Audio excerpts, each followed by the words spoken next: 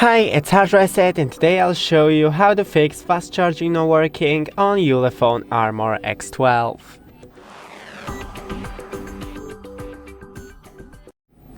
So first, check your cable if it's not broken in any way. As you can see, it is not. So now, flip your phone right here, open the charging port if you have the case like me, and clean the charging port with something non-metallic. So the Q-tips or wooden sticks will do.